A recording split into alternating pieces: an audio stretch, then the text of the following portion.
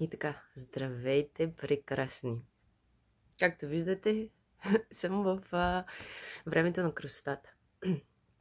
Така, включвам се с един, може би, или те са два въпроса, защото вчера достигнах така до една мисъл след един разговор с една прекрасна дама.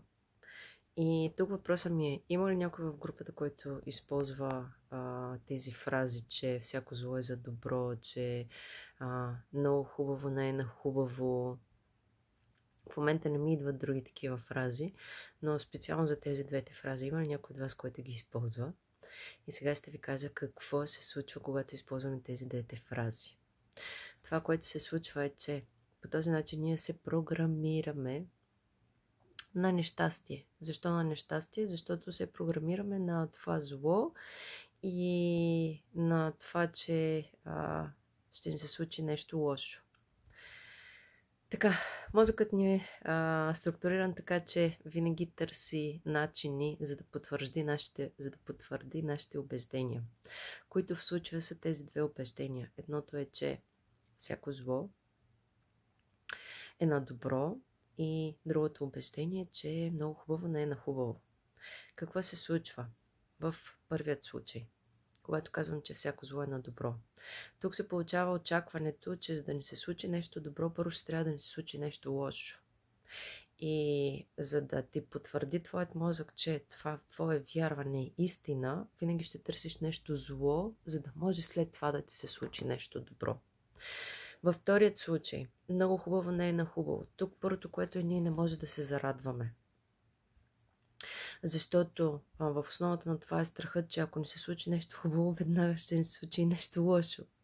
И не можеш да си позволиш наистина да изпиташ това удовлетворение, това щастие, което ще предизвика определена ситуация, защото след като усетиш, че ти се случва нещо хубаво, веднага ти отключваш очакването, че ще ти се случи и нещо лошо.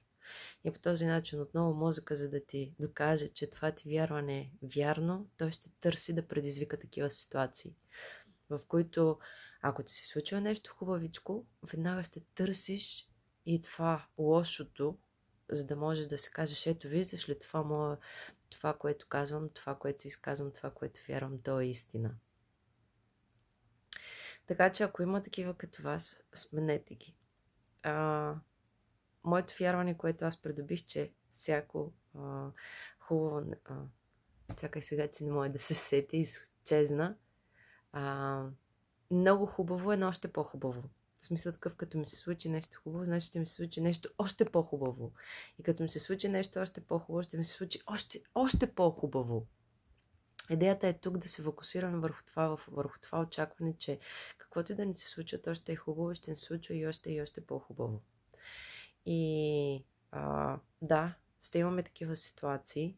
Тук утвържденията или вярванията, които аз съм придобила, е, че когато минаваме през не така приятните ситуации, това, което аз обичам да казвам и това, което се случва, е, че аз излизам ползотворно, по най-благополучният начин от всяка ситуация.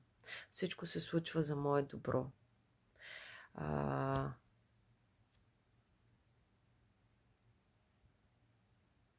Мисля, че имаше още нещо, което също си повтарях, но в момента това също не ми идва, така че ако ми дойде, ще ви кажа. Но всичко е наред.